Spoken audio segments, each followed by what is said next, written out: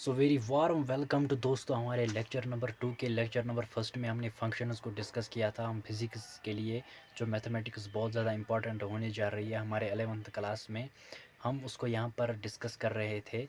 हमने पहला lecture already दिया है आपको फंक्शंस में, फंक्शंस का इंट्रोडक्शन हमने दिया है। अब हम फंक्शंस को आगे डिस्कस करेंगे। दोस्तों फंक्शंस में 3 रूल्स होते हैं इनपुट आउटपुट को लेकर। इनपुट आउटपुट हमने ऑलरेडी डिस्कस किया है। तो सबसे पहला रूल ये है कि फॉर मनी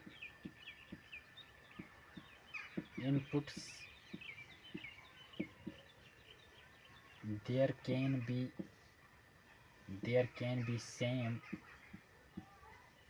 आउटपुट।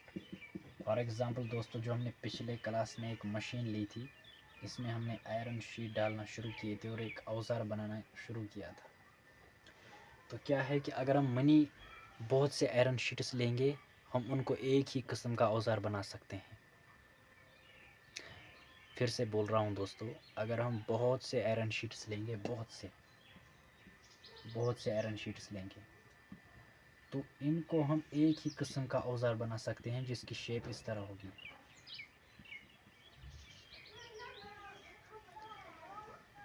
इसका नाम अगर हम ए रखते हैं तो इसका नाम भी ए है, इसका नाम भी ए है, क्योंकि इनकी शेप और प्रॉपर्टी सेम है। और इनपुट बहुत से डिफरेंट है। इनपुट बहुत है और आउटपुट एक ही है। आउटपुट का नाम एक ही है। मतलब हम जिस तरह भी करते हैं, ये मशीन क्या करती है, ये एक ही तरफ से सबको लगा देता है, एक ही औजार बनाता है दोस्तों। तो इसको हम ग्राफिकली कैसे रिप्रेजेंट करते हैं, वो हम आगे अगले लेक्चर्स में ग्राफिकल रिप्रेजेंटेशन ऑफ फंक्शन में डिस्कस तो करेंगे ही, उससे आपको सबसे बेटर समझ आएगा। लेकिन सबसे पहले फिज़िकल इंटरप्रिटेशन होना बहुत ज़रूरी होता है इस रूल का। कि इस रूल का मतलब ये है कि अगर हम बहुत से इनपुट्स लेंगे, उनको हम एक ही औजार बना सकते हैं। अब दूसरा रूल ये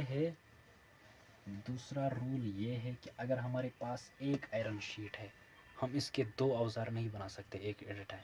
मतलब हम इसको ये भी बनाते और ये कोई औजार अगर ऐसा है तो इस तरह औजार हम नहीं बना सकते इसको। फॉर एग्जाम्पल दोस्तों, ये कोई इलीगल हो गया, सॉरी फॉर इट। अगर हम औजार को इस तरह रिप्रेजेंट करते हैं, फॉर एग्जाम्पल अगर इस तरह, हम इसको 2 औजार नहीं बना सकते एक टाइम। सो हम इसको 2 नहीं बना सकते। सो एक इनपुट के 2 आउटपुट नहीं होते। ये आप खुद लिखना है ये रूल दोस्तों अपने इंग्लिश ज़बान में, कि एक इनपुट के 2 आउटपुट नहीं होते। फॉर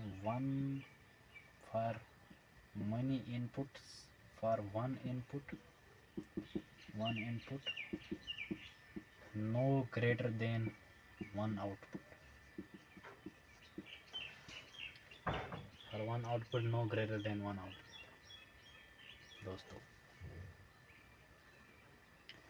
तो ये रूल्स थे दोस्तों, ये 2 रूल्स थे। अब तीसरा रूल ये है कि जनरली क्या होता है दोस्तों, जनरली जब हम फंक्शंस पढ़ते हैं तो जनरली सिर्फ एक ही रूल लागू होता है। वो रूल ये है, what is generally one input corresponds to one output. मतलब जनरली एक इनपुट का एक आउटपुट होता है। Generally, this is generally truth. For example दोस्तों, अब हम एग्जाम्पल लेंगे मैथमेटिक्स में कि इनपुट और आउटपुट क्या हो सकता है। हमने इनपुट की बात की थी पिछले वाले लेक्चर में, और आउटपुट की बात की थी, और एक मशीन की बात की थी। अगर हम कोई नंबर लेंगे x और इसको किसी रूल में डालते हैं, किसी रूल के तहत इसको x इंटू एक्स स्क्वेयर करते हैं तो एक्स स्क्वेयर बनेगा। अगर हम दोस्तों -3 लेंगे तो इसको इस रूल में लगा देंगे तो इसका आएगा 9। अगर हम 3 लेंगे तो इसका भी आएगा 9। तो मतलब 2 इनपुट सेम आउटपुट, ये पहला रूल है। 2 इनपुट सेम आउटपुट।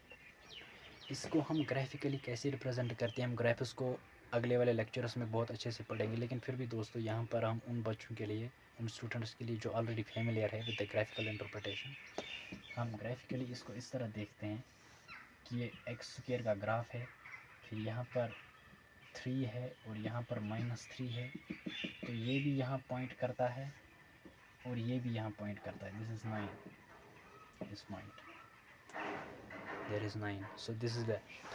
तो दोस्तों अगले कुछ लेक्चर्स में हम फंक्शंस को और भी बहुत ज़्यादा बेटर तरीके से पढ़ने जा रहे हैं।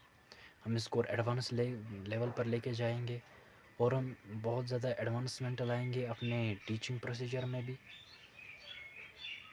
तो तब तक आप हमारे चैनल को सब्सक्राइब करो और हमारी वीडियोस को लाइक करो, हमारे चैनल को अपने दोस्तों में शेयर करो। Thank you, very good bye.